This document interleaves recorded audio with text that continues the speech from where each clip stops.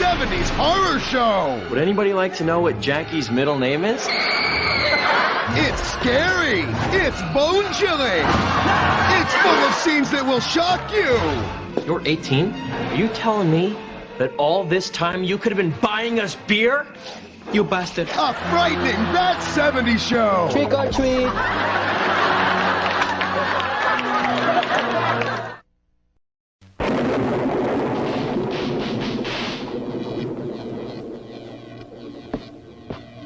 Igor, go and get me what I crave.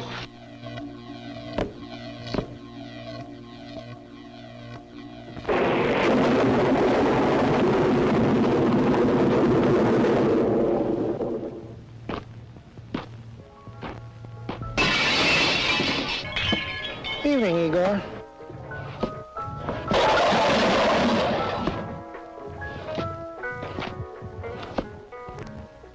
If you want a better orange soda, made with more natural orange flavor than ever before, try Shasta.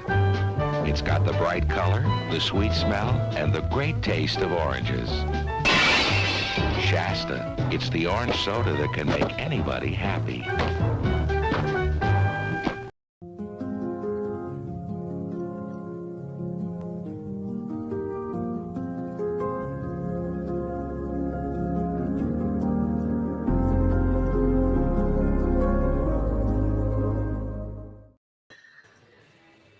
What's up, Steve? How are you, Steph? I'm doing good. Where are you today? I am in New York City. I'm going to see a play tonight.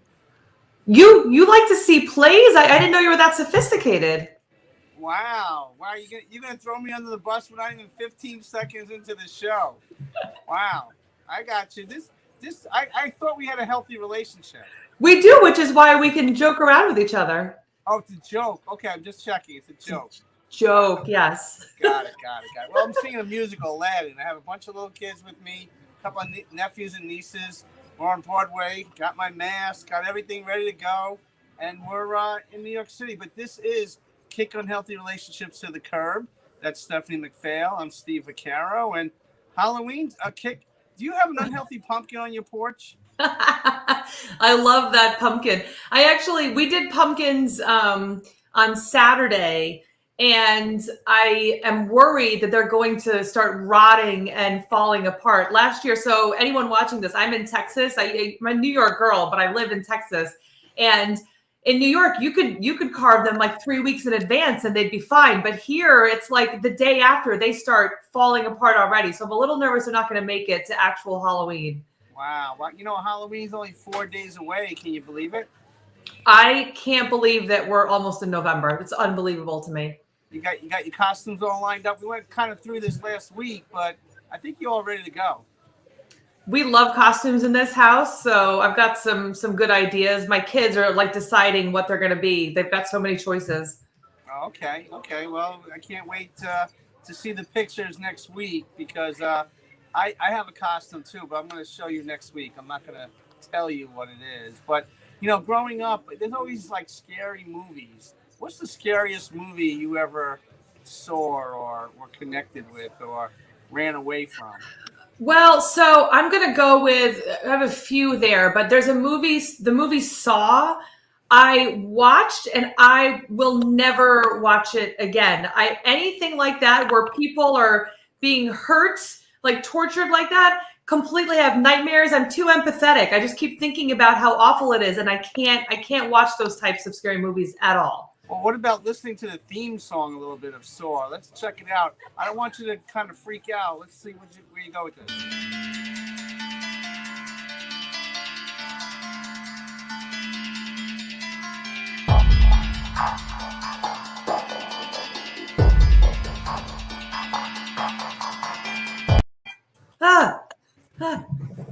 Yeah, that's pretty scary. I couldn't. I think the first time I saw I left. I couldn't even see it. When it first started, I had to walk out. I could not take those scenes. But I understand. So my scariest movie of all time, my mother took me when I was 8 years old. I guess she couldn't get a babysitter. So I saw The Exorcist. Can you believe that? Oh, my mom took me to see The Exorcist. And I have a story about it. I'm going to tell you after. But I think we have the theme. If you don't remember the theme song to The Exorcist, let's listen to a little bit of it.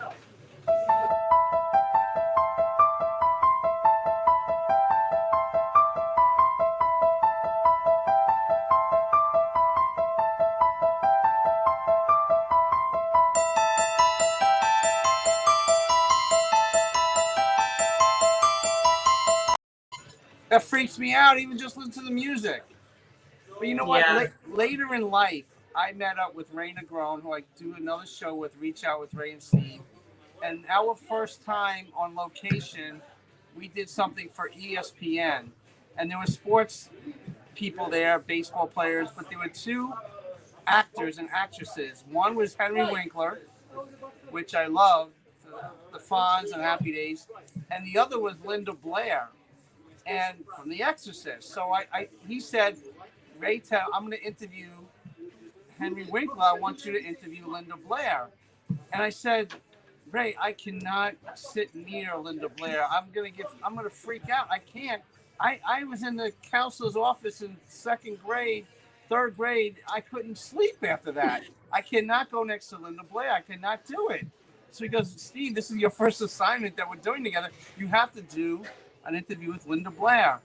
I said, oh my goodness. So I kind of stood in the back. She was in a bad mood that day. And I stood in the back and I have one picture of me and Linda Blair. I think, Carmine, you have that picture? Maybe he doesn't have that picture. Okay, well, anyway, I have a picture. I'm just picturing her like looking like all stern, like angry in the back. She was not a happy camper, and I wasn't either. So anyway, there she is. Horrifying movie. Actually, you look kind of happy. Oh, there we go. I didn't know what to do. She was in a bad mood. I thought maybe she'd turn her head a little bit. Hint, hint. A little joke there, but she didn't. So I did a quick interview with her, and that's me and Linda Blair. So I'm like traumatized for life. How long ago was this? That was like 4 years ago. Wow. So still that trauma. Well, it goes, we don't deal with the trauma from when we're little. It follows us. Yeah, and she's definitely an unhealthy relationship for me. So that was it for me. I kicked to the curb right then and there. But I have a little trivia question for you. This is from a famous show. I want you to guess who this could be. Do you know who that is? Oh, is that Igor? You rang. Yes, that's what it says. You rang. You got that part. The Addams Family. That's Lurch. Oh, Lurch. That's who it is. That's what it is. I'm like, I know the voice even, but I couldn't remember who it was. Yes, that's Lurch. And then you rang. There you go. Well, this is going nowhere fast, this little Halloween segment. But you know what? We do a Family Feud segment. We're going to play a little bit of it because it has to do with Halloween. So let's laugh a little bit with Steve Harvey. Give me Natalie. Give me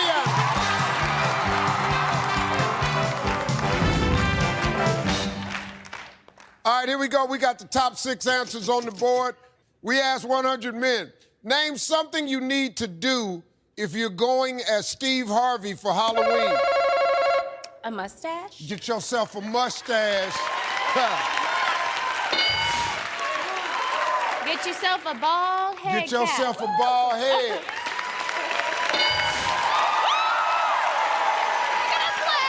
They're gonna play.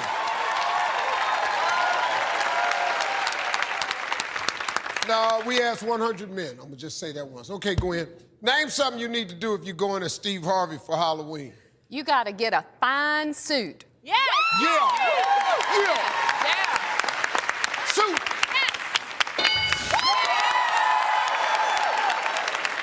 Alex, something you need to do if you're going as Steve Harvey to Halloween. You need a big old set of pearly whites.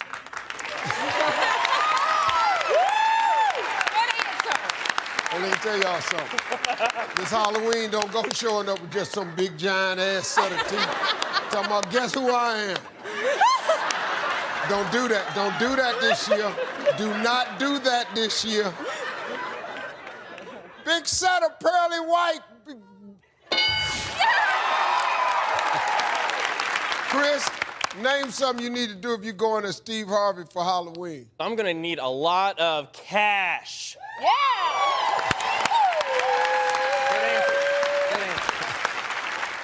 Yeah, I never have money.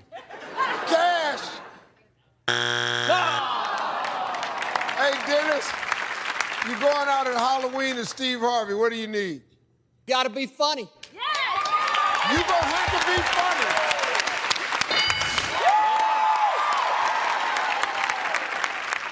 Anna, you can clear the board. One answer left. Name something you need to do if you're going as Steve Harvey for Halloween.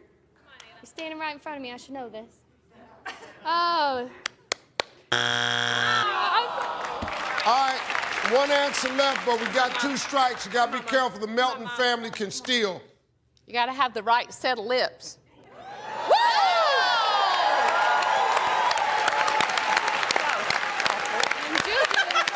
I'm dying. I'm dying.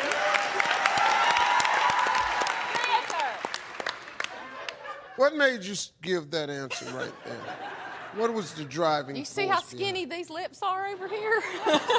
Yep. I'm a grown man now, though, Gwen. Yeah, I know what to do with these lips now.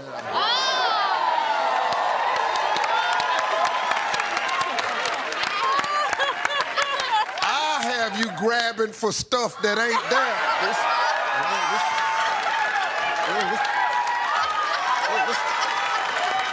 Some lips.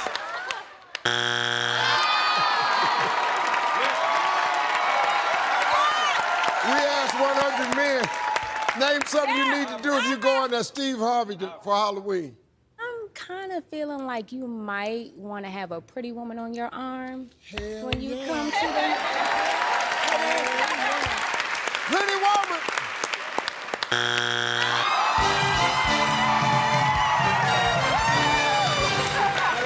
Number 4.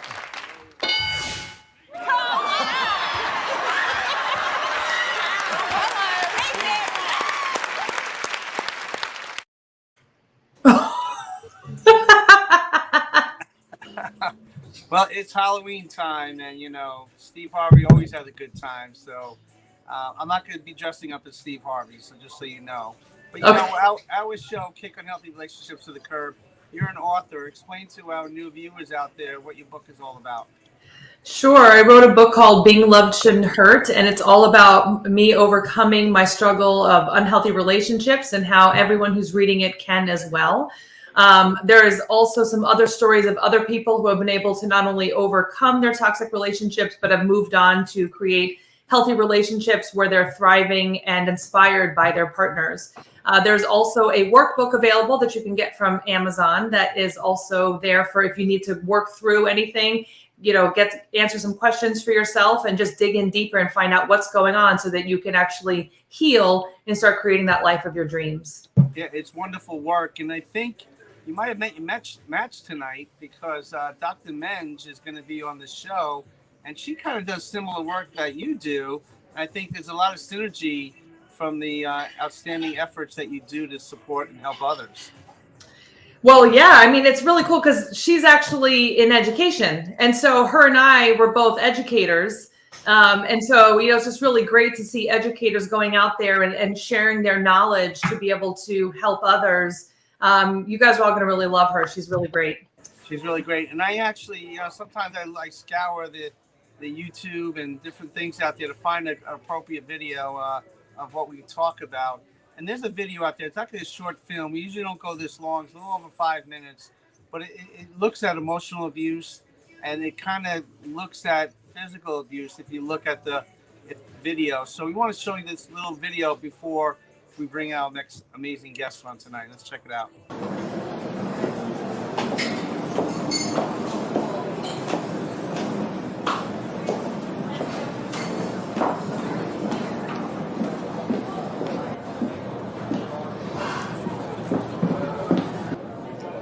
Sorry, I'm late.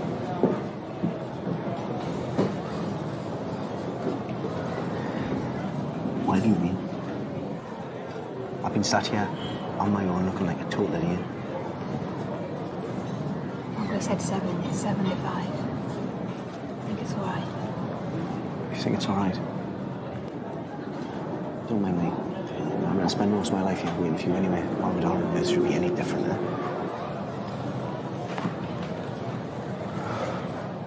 I wanted to look nice for you. That's why I'm late. Excuse me. Hi guys, how are we? Good, thank you. How are you? Good, thank you. Start with some drinks? Please, can I get a vodka, soda and lime, please? Fresh lime. Yes. And whatever she's having. I'll just have a Coke, please. No. No. We're celebrating. It's our anniversary. We shall have a champagne. In fact, make that too and I'll still have the I don't vodka. want to drink tonight. I'm not drinking tonight. It's our anniversary, mate. We're celebrating. 2 champagnes. And I'll still have the vodka. Thank you. No problem. Come right up.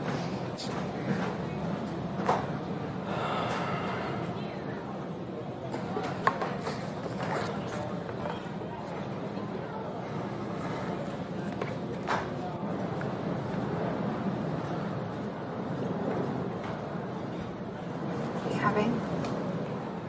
I don't know, Macy. I've just picked up the menu.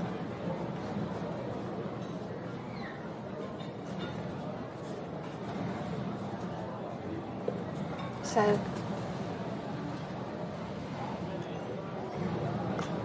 Is that a new dress? yes. Do you like it? Mm-hmm. Short. Why would you say that? Don't start, Macy. Please don't start. Okay, it was just a joke. It sound like a joke. It was just a joke, Macy. Okay? It's fine. If it was a joke, that's fine. Don't start anything tonight, okay? It's our anniversary. Let's just have a nice night and try our best to get through this, okay? Try and get through this. Why do you always do this? Why do you always try and start a fight? Drinks, guys? Yes. Thank you. Are you guys ready to order? Mm-hmm. Some starters for you? Yeah, I think I will. We'll just have a few minutes, please. What are you doing? Why did you do that? I was ready to order, Macy. Why are you being like this to me? Like what? Nasty. I'm not being nasty, What have Macy. I done? What? What have I done? Is this going to be paranoid Macy again tonight, is it? Do you want everyone to feel sorry for you tonight against me? Is that what you want? Should I get me a little violin? Is that what you want? Why'd you always do this? Why'd you always try and start the fight on a nice evening like this, okay? Huh? What do you want?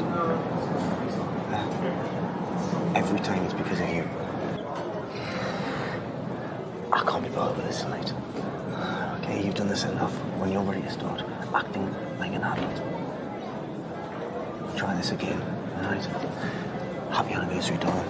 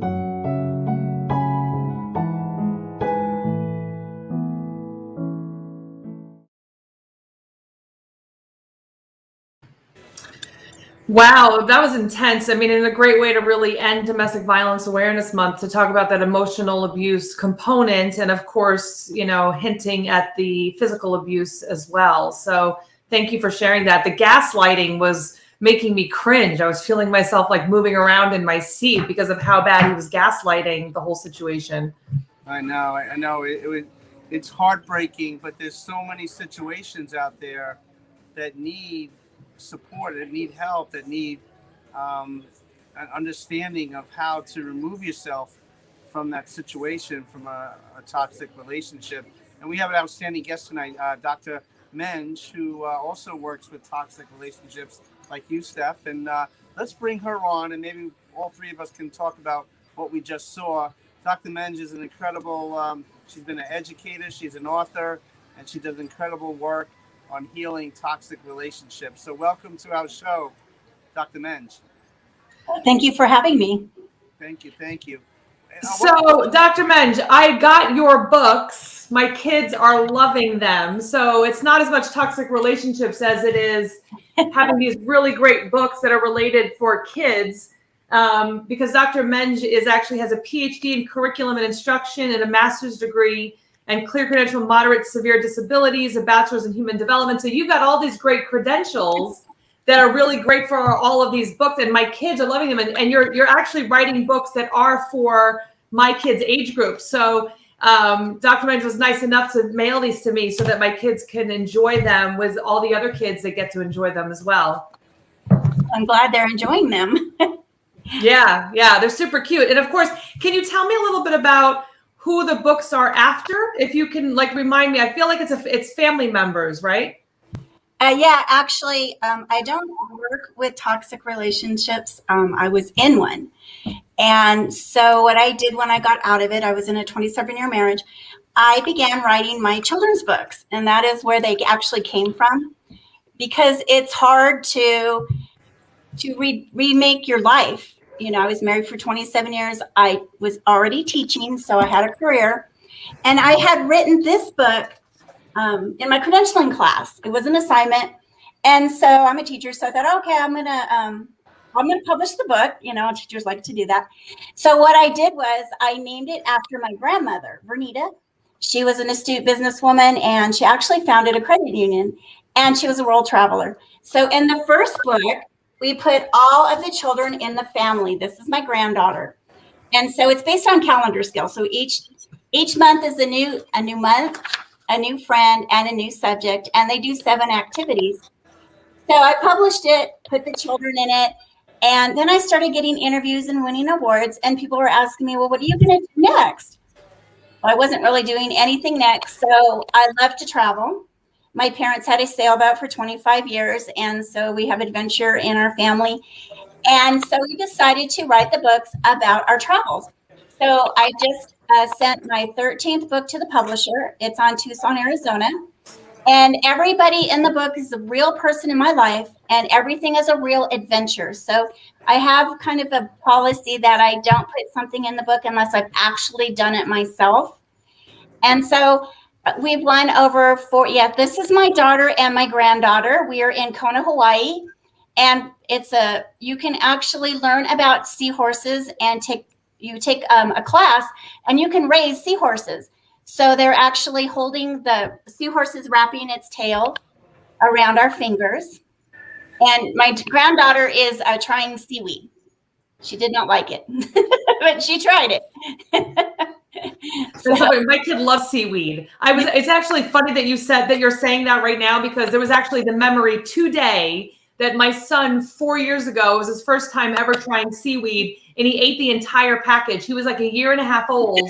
I thought that when he got it, he was going to try it. And then I was ready to video the funny face. No, I videoed him devouring the whole package of seaweed. So he didn't make the lemon face? No! I'm like, what kind of weirdo kid do I have? Like, you're 18 months old and you're devouring, seaweed? Okay, that's cool. Yeah, that is one thing when we travel somewhere. I always try to start something new. And some of the stuff, it's just not good. It's like, no, thank you. Yeah. But I tried. Good for you. So, Dr. Menge, what gave you the idea and the passion to continue or start to write these kind of books, but personalize it in the way that you do? Well, our family we spent a lot of time together as a family. I just did this one during the pandemic. This was a trip that we took, and these are all of our family members. It was over Thanksgiving break, and we took the train from Williams, Arizona to the Grand Canyon. Wow. And then we came back, put our pajamas on, and went on the Polar Express.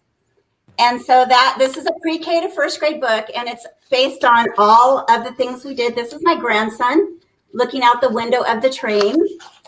And then this is the bandit. He got on the train and was, let's see, holding my grandsons up. These are my actual grandsons. Wow. So my illustrator actually takes pictures from our trips and creates the illustrations for them. So it started as something I wanted to concentrate on after I was trying to rebuild my life. And this is something I love to do. And it's a great reason to go traveling. So it's like, oh, I haven't tried this. Let me go there. And a lot of times when I'm being interviewed, somebody will say, well, come here and write a book about, our area or this. So it's a lot of fun. But I started doing this to educate families on spending time together and enjoying each other. And also, it helps. I did an interview for St. Louis, and the man told me that his friend had actually been checking my books out at the library. I didn't even know they were in there, but she actually got a second job so that she could take her son traveling. So she got a lot of inspiration from the books, and now she's going to teach her son about the world. Wow. That's beautiful. So I have a question, and of course, this show is about kicking unhealthy relationships to the curb. So my question, I have a few, but one of them is, do you think that you would be doing this had you stayed in your marriage? I don't know. Probably not. I started my PhD also during that time period.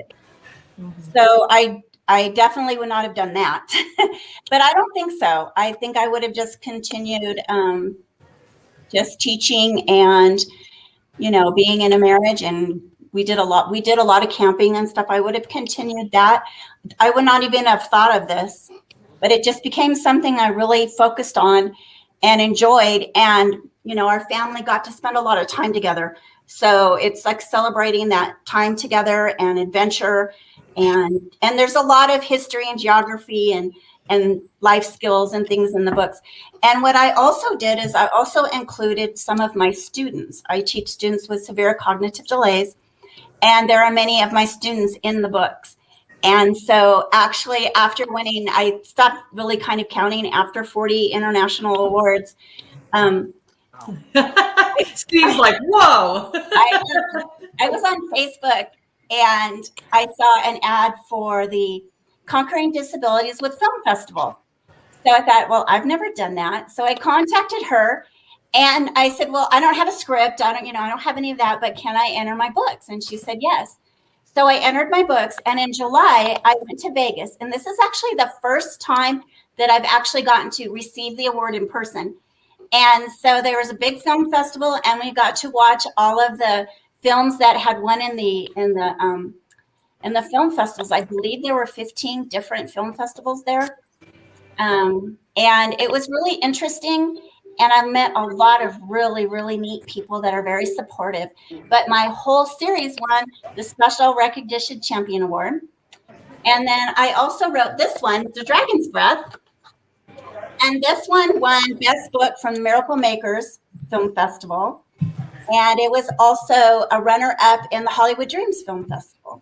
Wow. So now part of this, I have a publisher, and yes, and there's actually a story behind Dragon's Breath too. But my publisher is talking to Netflix, and they're interested in looking at the series. So we just finished the first screenplay. And so I'm going to read it this week and then, give the okay, I hope. And so hopefully maybe they'll be interested in it and maybe it will be on Saturday mornings. Wow. Maybe. That is amazing. That's amazing. So during the pandemic hit us hard in all kinds of ways. And some folks kind of stayed, they retreated, and some people kind of were isolated and detached. Other people kind of thrived in it. How did the pandemic hit you, and what gave you the impetus to write that book during the pandemic? Well, when it first hit, I was doing a lot of work with Sacramento. I was flying up there, and we work on the standardized testing. So I would go up there and I'd help create the test questions, or we'd analyze the answers. So I was actually in Sacramento, and there were teachers there from all over the districts, and their districts were closing down, and we're like, what's going on? What are we doing? So I came home on Friday, and that was the last time I was in my classroom. We weren't even allowed back in to get our supplies or anything. And suddenly we're online, and our first reaction was, our students can't do this. They can't spend an hour on Zoom. This is not going to work. It actually worked out pretty well. The parents were very supportive, and it worked out for our students. We had to go to the dollar store and, collect some academic stuff, but it worked out. But the one thing I decided to do was to publish 5 books, and that's what I did, because I've been so busy that at first when I started, I had like this rule that I was going to publish 1 book a year. And then I got busy and wasn't able to do that. So I caught up and I did 5 over the pandemic. And so I actually, I did a lot of other things. I did a lot more interviewing. I've interviewed all over the world, and I started writing articles about my students. They've been published in Australia. I was part of an anthology in Ireland about the pandemic. And so it's been really interesting. And I've also started talking about, domestic violence. I don't talk about what happened to me. I don't think that's necessary. Mm-hmm. But talking about, yes, it happens. People see someone who has a lot of accomplishments and they think, well, nothing's ever happened to you, But no, that is not true. And sometimes having things happen to you are catalysts for you to do something else that is more productive and helps other people. So I concentrated on my family and my books and myself, and Queen Vernita is the process of that. I love that. And I think, it's such a priority, or so important for viewers to realize and to be inspired by your work, because you were in a unhealthy, toxic relationship, and who knows what would have happened had you stayed, but instead the relationship ended, and you took that energy and poured it into yourself, and you poured it into your work, and you poured it into just bettering, the world around you, and how everyone benefited. And I think that's really important for everyone to hear. Everyone benefits when you take care of yourself. I mean, we wouldn't be having this conversation. All the children would be missing out on this wonderful opportunity to read your books and be inspired and do traveling and all this great stuff. All of those people would not have had that experience had you not decided to end that relationship and then start focusing that energy on yourself. So I want to thank you on behalf of all of us for being able to do that, because it can be hard. It can be hard when we're trying to recreate ourselves and figure out, especially 27, you said 27 years, that's a long time. 27 years. In a relationship. Yeah, we had, our children were grown. And so that was the point where I had hoped things would get better. Our children are grown now, we're ready to retire, and not ready to retire. We're working on retirement. Mm-hmm. And that's not what happened. And so then I got married when I was 19. My whole adult life I was married. So what am I doing now? And so this is what I've done. And I've had a lot of fun. It's been a lot of work, but I've had a lot of fun. I still teach full time. I also do a lot of things this is the Story Monster. I met Linda from the Story Monster magazine. It's an educational magazine out of Tempe, Arizona. And she was also very wonderful. This is her right here. And I do a lot of things with them. I travel to Tempe and do a lot of book events with them. I also write book reviews, and I judge some of their literary contests. So I was able to do not just the author part of it, but I do some other parts of it. And then from that, you meet more people. I had a bad experience with someone who was actually trying to like take my ideas off the internet. And so I joined the SCBWI, the Society of Children's Book Writers and Illustrators. That again was another really positive thing that I did, because when I started, I was just doing it for fun. I was doing it for myself. I was doing it for fun. And then actually other people's actions pushed me into making it more professional. And I met, again, some amazing people. I met New York Times bestselling authors. I met people who had their book for 10 years and hadn't published it yet. But everyone was very supportive, and it was just a really great thing to do. I also joined the United States Board on Books for Young Children. It's an international organization. I actually went to New York City and went to one of their conferences. I love New York City, except in February. It's very cold. Agreed. And I'm never doing that again. I think I got frostbite. But I did see Beauty and the Beast, and I did see Wicked on Broadway. And I love that. Love it there. But I thought, you meet a lot of really professional people who are really out there. At USBBY, they do a lot of books that are worldwide. And I went to one section that they were writing books about children and war. And that was just fascinating. And so you just meet so many people. And so anybody who's trying to write or wants to write, that's what I suggest. You join the professional organizations, and then you're going to meet some quality people. Mm-hmm. There's a lot of people out there that are not so good and are not really out there to help you. And that's one thing you talked about, the gaslighting in the video. And Dragon's Breath, actually, it's not part of the Queen Vernita series. So what happened when I started dating? And I met a really neat man, and we really liked each other. But there was a woman who did not like that. And so she actually started terrorizing me and stalking me inside of my home. And she had my neighbors harassing me and doing all sorts of stuff. And this went on for years, could not catch them. And I ended up having to sell my home. And there was a lot of gaslighting going on. They got into my emails, my social media, all of this. And so this is actually where Dragon's Breath came from. My assistant and I, I've known her for 20 years, and she was helping me through it. We were sitting in the sheriff's office, and the detective confirmed who it was. And so we took a trip to Vegas, and we actually wrote this book on the drive. And so it's about the king and the queen, and she called me a dragon slayer. So she became a dragon in my story. And she said I had black smoke, this black cloud over my house. So the dragon is blowing black smoke on the crops and killing the crops. And she's telling the villagers how much she's helping them, which is what she was part of a ministry. So she was telling people how much she was helping everyone, but she was actually hurting people. So it's a story about not hurting people when you're jealous or angry. And it's being read all over the world. And it's just something we actually just talked about writing another one. And since the king vanquished the dragon, I think they're going to find a baby dragon and raise the baby dragon. And it's going to be helpful to the villagers and a nice dragon. So we'll see. But that's where this came from. And you wrote that on a drive to Vegas. Yes, we did. Wow. But this had been going on for years. Yes. So it kind of like built up in our minds. Yes. And so after the detective confirmed, yes, this is who it was, then we kind of just composed it, and we literally just talked about it on the way. And she's great. She's great. When I was getting divorced, and I'd known her for years, and I would start getting maybe upset about something, and she'd always say, "Go back to work. Go back to work."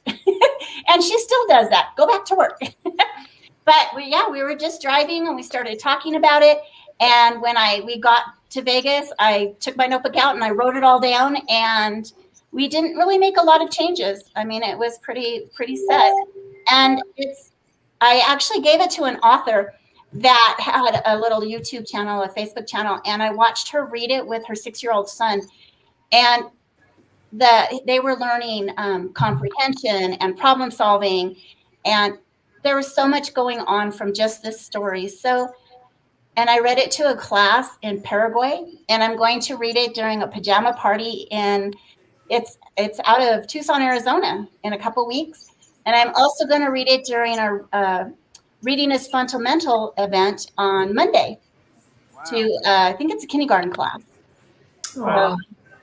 This is amazing work that you're doing. And I'm sure you made so many connections, networking, but when you approached your family with, putting them part of the book series, how was it received with them? Were they all in, or did you have to kind of talk with them about it over a nice dinner? No, I don't even remember. We just talked, and I said, this is what I'm doing. And they didn't, I don't think they think a lot about it, but they know when we go somewhere that when I'm taking pictures or something, they'll be in the book. One time I actually, because I like to have different people in the book. So what I'll do is I'll take a picture that we've done, and I might put a friend of mine in it so that there's different names in the book and different people. And one time my son and my daughter, they said, well, we don't like that because that's us. I'm like, you've never said anything. And then that was the end of that, and then it's not really a conversation anymore. But my mom does a lot of stuff with me. She actually, when I first started doing book events, I think I only had 2 books out. And at that time, you could just call libraries and set up a book event. Right. Now it's a lot harder. You have to go through the central office and all that. So during the summer, when I first got divorced, I actually traveled, I think it was 15 libraries in Southern California. And my grandma went with me to some of them. And my mom was sitting in the backseat, and she taught kindergarten for 25 years. And she says, we need a craft. And I'm like, we need a craft. Why do we need a craft? I'm going to read a book. So she actually created the crown in the backseat of the car. And I still use it, and the children still love it. And so the boys and the girls, they're just paper crowns, and they get to color them. They put stickers on them. They make them all the same. And then they walk around whatever the event we're at with the crowns on their heads. So it's really neat, but that's what we did. Wow. This is Kick Unhealthy Relationships to the Curb. We're here every Wednesday from 5 to 6 p.m. Eastern Standard Time. That's Stephanie McPhail. I'm Steve Vaccaro. And this is our amazing guest, Dr. Dawn Menge. And we're talking about this book series. What's the most rewarding aspect of what you do? Because you're connecting with so many people. I mean, you're an educator with your students, with family, but you're sending a message, a powerful message through your book and those amazing illustrations. What's the most rewarding aspect of what you do? Well, those pictures were from Kona. They were the first one I did on Hawaii. And the characters in that are actually my friends that live in Kona. See Captain Jeff and Enchantress Carrie. And when I first was getting divorced, I actually went there probably every 6 months. And so that's why I actually have 2 books on Kona. The most rewarding part is going somewhere and having someone tell you that they read the books every night. Because authors don't know this. Unless you tell them, they don't know that anyone's actually reading the books. You could buy them and never read them. So you have to tell the authors, wow, I love your books. I read them. They helped my children, whatever it is they're doing. But this was one of my students, and he has autism, and his name is Connor, and this is his dad. And so they allowed themselves to be in my book, and Connor is nonverbal. So he has a communication device. So on this page, he's teaching the Queen about his communication device and why he's using it. So a child who's reading this book is learning about volcanoes in Hawaii. But in there's also a child who has a disability who is at the Volcanic National Park living their life. They just need a little bit of help. Right. So if a child's reading this and there's someone on campus who is walking around with an iPad and they're thinking, well, how come they get to play games? They're not playing games. It's how they're communicating. And so they will know to look at the communication device, to use that to talk to the child. And so this one This one is Ireland and Heather. Ireland has Rett syndrome, and she's a real little girl. And actually, her mom's been on an interview with me to talk about what it's like to have a child who has Rett syndrome. And that's one thing that happens with a lot of the parents is they end up being single parents because it's so difficult. And so this Ireland is making leis out of flowers for her classmates. And so it just talks at just 7 facts about Rett syndrome. And she's explaining to the queen why her mom has to help her lace the flowers. So it kind of takes the mystery away from a child who's in a wheelchair or might not be able to help themselves. Because a lot of times people have questions. They just don't know how to ask them, or they're afraid to ask them, or they don't know if it's appropriate to ask. And so it's just a little bit of information. But this picture was actually my son. We were in Tahiti and we went snorkeling. So we had a big heavy helmet and we only went about 10 feet down, and he's actually feeding the fish some bread. And so this was an actual picture of one of our trips, and it became part of the illustration.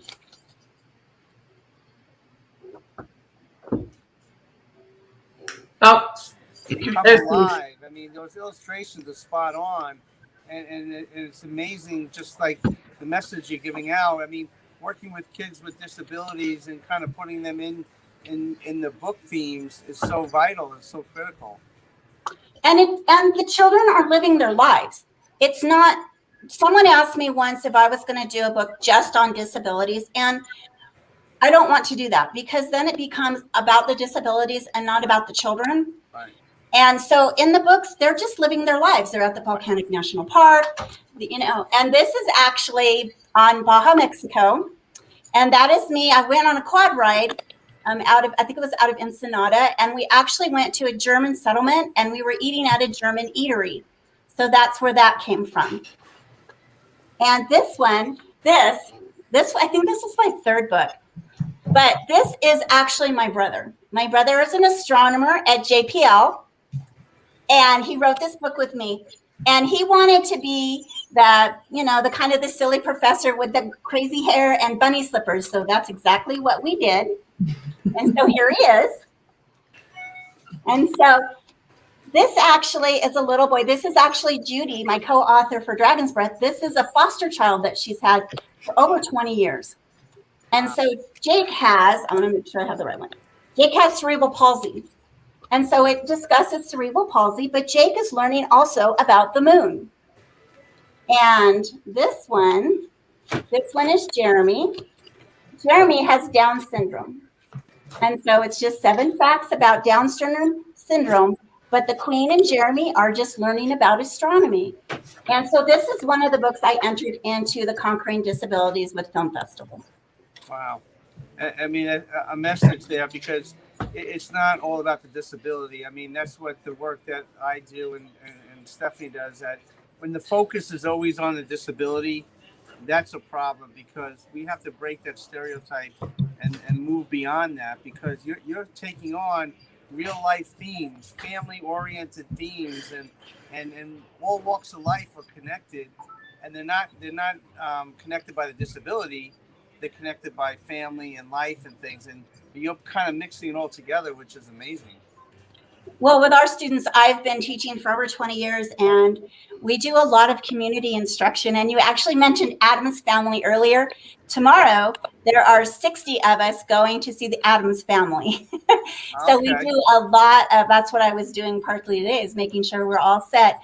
But there'll be 60 of us in the movie theater watching Addams Family. We're going to be in the mall eating lunch. My students work in the community. We do all sorts of stuff. And so it's everyone, this is Alaska. That is my daughter and my daughter-in-law. We went kayaking. And so that is us actually surviving it. But those are the glaciers. And so that book is right here, and it's on Alaska. Wow. And this one, I've been to Alaska 3 times. And so this trip, we actually went with my grandmother. And I wanted to try something new. So I wanted to go snorkeling in Sitka. So that's what we did. we wore a dry suit and we went snorkeling, and I took my mom and my cousin. And so in this page, it's actually my grandson and Queen Vernita. And then it just talks a little bit about Alaska. There is we went whale watching. And so there's a lot of history and geography and life skills. And this one is based on New Orleans. And this is one of my favorite ones. I love New Orleans. In fact, I'm going back over Thanksgiving. And so we went to the plantations. And so this one is 6th grade and higher. It talks a lot about slavery, the Underground Railroad. But my favorite part is where we went into the bayou. And we actually got to hold a baby alligator. I can't find the page now. But this picture is actually a real picture. And if you go into my Facebook pages, I have albums for each of my books, and it has all of the real pictures in it. Oh, okay. So if someone's reading the book and they're like, well, we can't do that. Like in this one in the shark, there's a shark cage. We actually went in the shark cage off the North Shore in Oahu. And so all of those pictures are in there. This one is in the bayou. And we were on a jet boat that probably had like 9 people in it. And it actually was thundering and lightning, and we had to hide underneath the moss-covered trees to wait for it to stop. And then the guy just went up on like a mound of moss, and he starts making this weird sound. And all of a sudden, you see these huge eyes coming up out of the water, and they were alligators. And so he's feeding them. Wow. And they were only like 2 feet from us, but it was fascinating. I have pictures of that in there. And then he hands us a baby alligator to hold. And I was rubbing his stomach, and it was really interesting.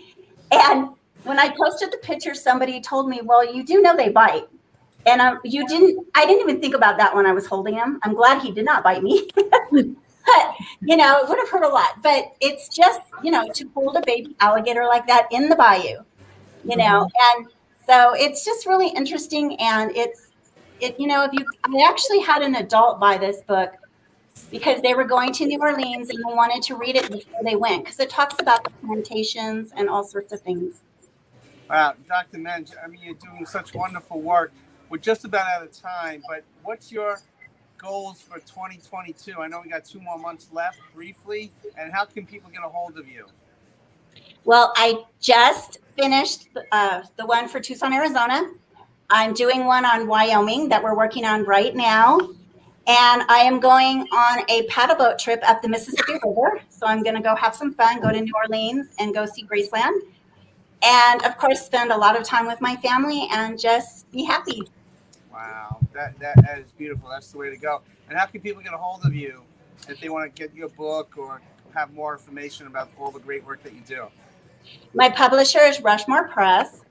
I have a Facebook, Dawn Menge 1. I have an Instagram, Dawn Menge, a Twitter, Queen Vernita, or you can email me at queenvernitasvisitors at yahoo.com.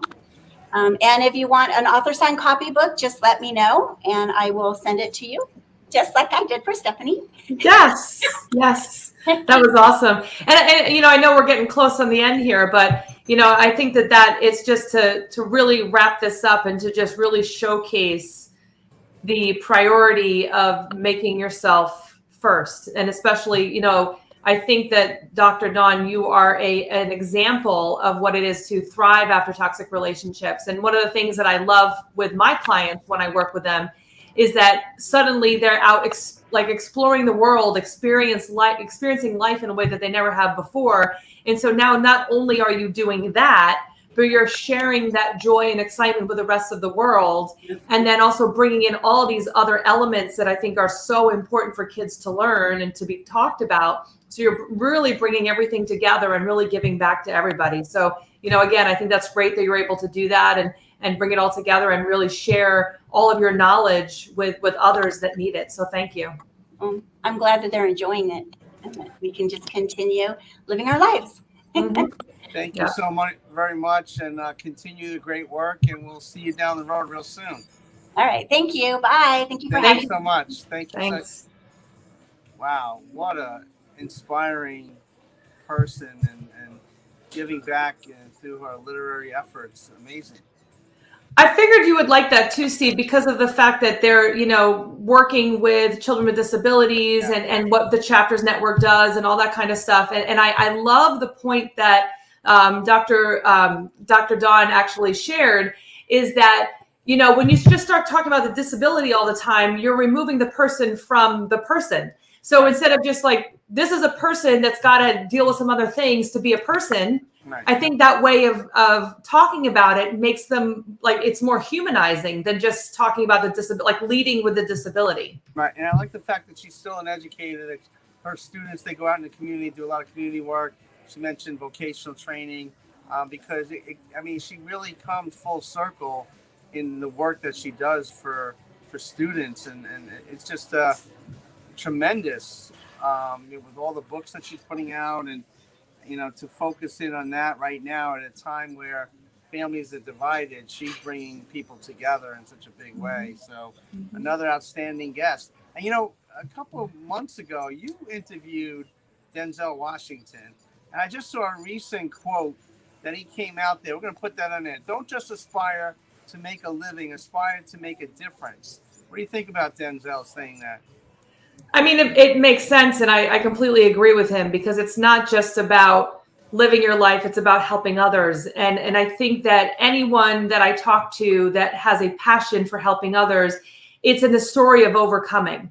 So if we can overcome our own demons, overcome the issues that we've had, that we've been dealt, because we've all been dealt them. I mean, there's not one person on this planet that I can say that everything's been perfect for them. So, I think to be able to overcome that and share that with others, that's really going to inspire others so that you're making a difference for not only yourself, but everyone that comes into contact and hears your story.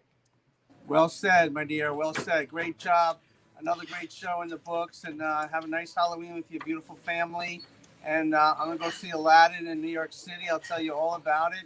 Make sure you take pictures of you guys in Halloween costumes, and we'll swap stories next week. Sounds good. Bye, everybody. Great hanging out with all of you. All right. Good night.